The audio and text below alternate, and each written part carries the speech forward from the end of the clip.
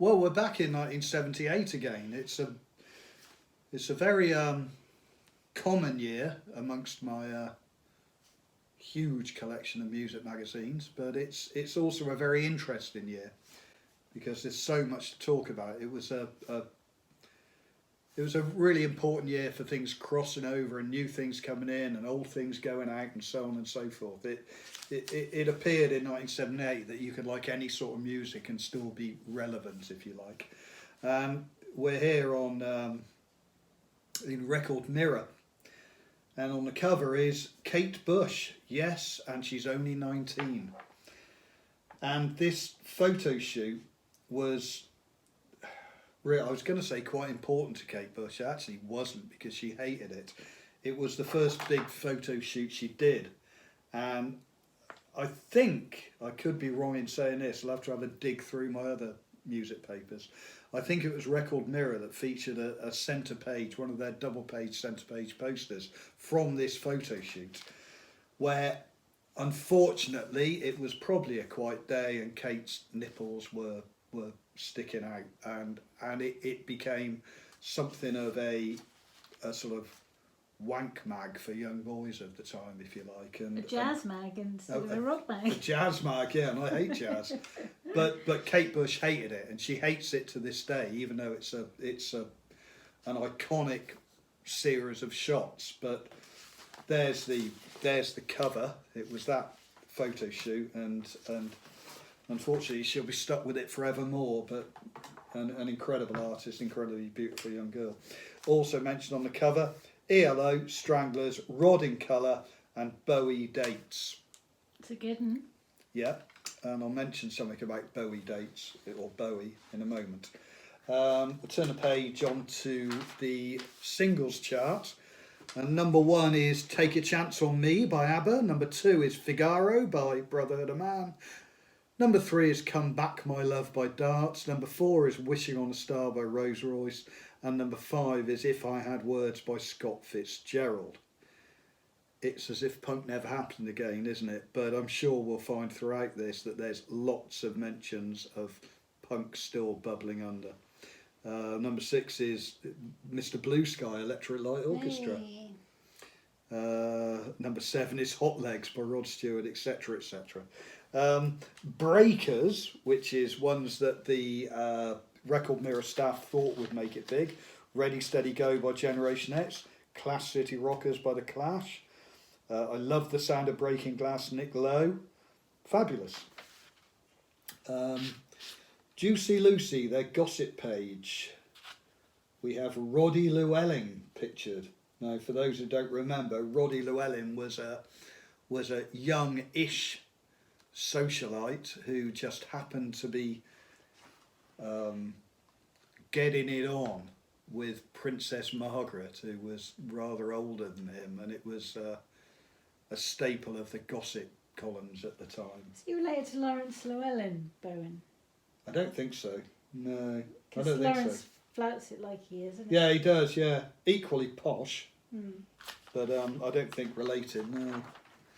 The news pages. First thing we see is Bowie for British tour. We'll come back to Bowie in a moment because I've had so many people ask me about this that I feel I must touch on it. Genesis LP and single. This is Follow You, Follow Me. This is when Genesis had become entirely shite and released an album called And Then There Were Three. Changes in Hope album. The Hope and Anchor Front Row Festival album, which is a great live album. Various artists, mainly pub rock, new wave, bit of punk, etc., etc. Bands to mention on here: Wilco Johnson Band, The Stranglers, Tyler Gang, The Pirates, XTC, The Only Ones, X-Ray Specs, The Saints. Really, really great album. All recorded at the iconic pub, the Hope and Anchor in London. The Saints, talking about them, the Saints begin their third major British tour next month, which will coincide with the release of their new album, Eternally Yours, which of course included Know Your Product, an absolutely brilliant single, which really should have been a massive hit. It had everything you wanted from a big hit single, but just never made the charts. The Boys released their second album, Alternative Chartbusters. A single, Brickfield Nights, taken from it, is to be released on March the 3rd. Brickfield Nights, I feel, is undoubtedly one of the 10 very best singles of the punk stroke new wave years. Not, it is an absolute classic, and I don't think it tickled the charts. Tragic, really. Let's move on to Bowie, shall we? Just briefly. A lot of people have said, I'm now on to, I think, Mark Talks Mag's 11 or 12, and a lot of people have said to me, you've not even mentioned David Bowie yet. And those that know me will know that from the age of 11, in late 71, David Bowie meant everything to me. Everything to me. And the reason I've not mentioned him is simply because in all the magazines from 71, 72, 73, I'd cut all the articles out, and they're in my scrapbooks. So I'll be turning pages, and there'll be gaps, and there'll be pages missing. And so I think in the near future, what we'll do a Mark Talks Mags special of my scrapbooks from 1972, 73. They do go on further, but just from that particular era, late 71. I got into Bowie when Changes came out in the second half of 1971, and my parents bought me Hunky Dory for Christmas in 1971. It was released, I think, on December the 11th or 12th, and they managed to get it for me for Christmas, which was quite an achievement in 1971. So that's why I've not mentioned Bowie in the 71, 72 editions, but I've mentioned him now, and we'll go from there. Anyway, Queen split from Reed. This is Queen splitting from John Reed, their manager, who also managed Elton John, of course. Hawkwind undertake a major American tour. Their new album, provisionally titled PXR5, which it was titled, of course, is released in September. This is when Hawkwind had gone sort of punk new wave, and they released 3 albums, Quark, Strangeness and Charm, PXR5, and the Hawklords album, which really were very punky. They let Bob Calvert take over a little bit in the whole vocal department, so they were quite punky albums. Good stuff. Did you ever find out what PXR5 PXR5 meant? What it meant? Because I mean, I bet journalists asked them all the time what it was about. Probably, but knowing Hawkwinds, they were probably lost in a haze of smoke, and so no one just didn't bother asking. No, probably it's a bit pointless, really, asking. Probably their catalogue number. It would have been pointless asking Bob Calvert to begin with, but it also would have been pointless asking Hawkwind, because they're probably, I don't know, probably tripping off their heads. It'd be interesting to ask him now, though, wouldn't it? It'd be interesting to ask him now. Well, you couldn't ask Bob Calvert because he died 30 odd years ago, and he would know, and only he would know. Anyway, Kate's Fairy Tale. This is Kate Bush. Let's just read the first couple of paragraphs. It'll be quite interesting. This is Kate when she had just had a hit with Wuthering Heights. She was thought of as, frankly, a little bit of a weirdo, and where the hell did this come from, and so on and so forth. But anyway, first couple of paragraphs. Little girl lost in the huge plush armchair, tiny and bright in day-glow pink trousers, red socks, sky-high heels. A puckish, attractive face peeps out from beneath masses of shaggy, earth-red hair. She's friendly, smiles a lot, even an occasional giggle, drinks copious amounts of tea and insists, as she lights another extra mild, that she's trying to give up smoking. Little girl expletives like amazing, great and golly punctuate her conversation. Just a little nervous, a shade hesitant, but then she is only 19. And I think that's what we forget, isn't it? She was 19 years old. This was a girl that I don't think we'd seen the likes of her before, and to be honest, I don't think we've seen the likes of her since. She in my eyes, although I'm not a huge fan, but in my eyes she is one of a group of maybe 10 true geniuses that the British music scene has produced. Geniuses? Genii? I don't know. Genii? Whatever. Anyway, she was and is a genius. Singles. I bet there's some good stuff in here. Devo, Jocko Homo, Wire, I Am the Fly, The Jam, News of the World, Chris Zeevey, or The Freshes, he of Frank Sidebottom fame, of course. Marvellous stuff. Advertising, Stolen Love, good bit of power pop. Vibrators, Automatic Lover, Gloria Mundi, Fight Back. And then Letting Us Down is Genesis, Follow You, Follow Me. But there we go. What a good week for singles that was. Fantastic stuff. Deaf School. English Boys, Working Girls. Deaf School were a Liverpool band who, perhaps they are, I was going to say they don't get the kudos they deserve. Perhaps they are in recent years, past 2 or 3 years. Perhaps they are getting that kudos, and rightly so. They were massively important on the British pop scene, and particularly in Liverpool, and what came up in Liverpool over the previous year and the following 2 or 3 years. Great poster. It is great, isn't it? Yeah, they were a brilliant band. Slightly theatrical, but not over the top. Great band. Jeff Lynne, Living Upside Down, but it hasn't gone to his head. This is, of course, ELO.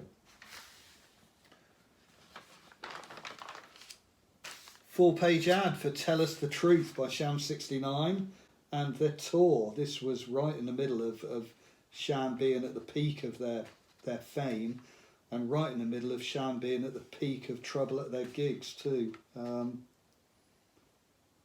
which basically split them up. Jimmy Percy, strange man, but I think a good soul ultimately, but he couldn't cope with that. Couldn't cope with it at all.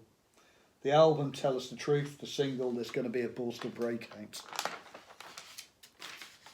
4-page article on Devo, Threat or Menace. Will Devo take over the world? Are we ready to be run by robots? Is it the right time for devolution? David Bowie and Iggy Pop think so. Bowie was a huge fan of Devo. And I think he tried, he was a bit of a magpie, as we all know, Bowie. And I think he tried to take a little bit from Devo, but it sort of didn't work.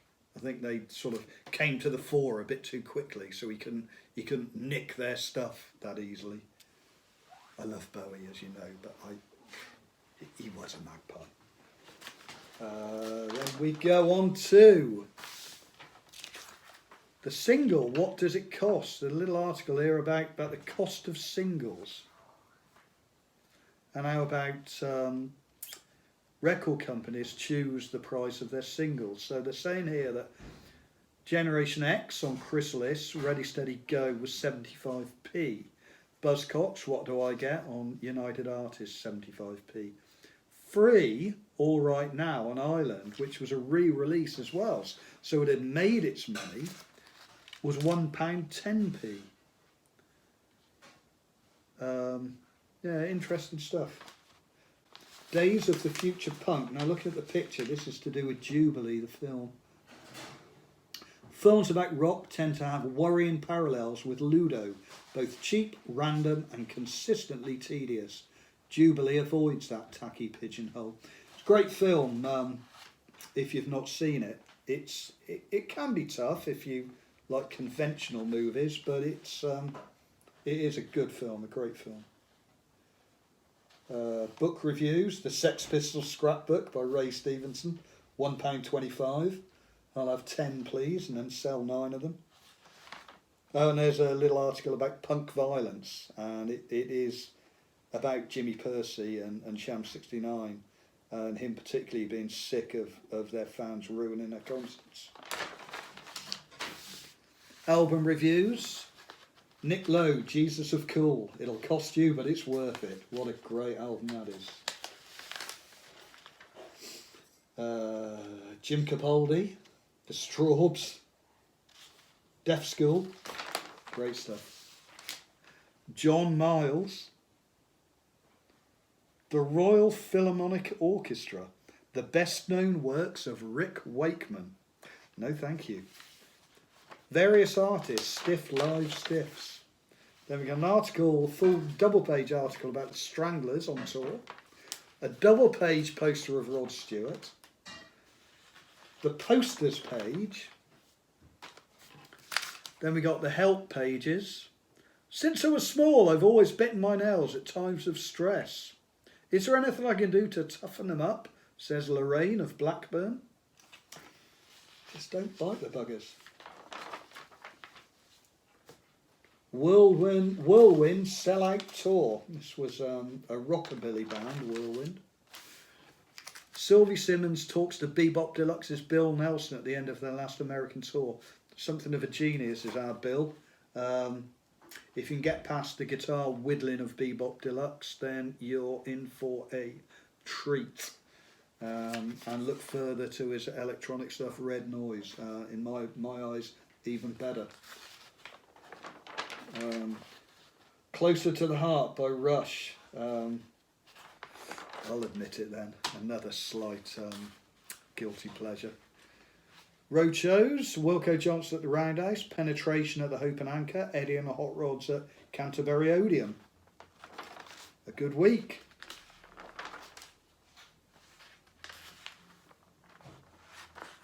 The Enid, a strange band. They were a prog band and somehow they got lumped in with the punk movement. I've never understood that one.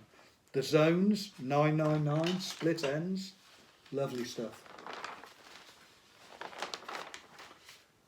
And then we're into the Small Lads and onto the back page with 4 sides of Disco Dynamite. It's Saturday Night Fever. See you next time.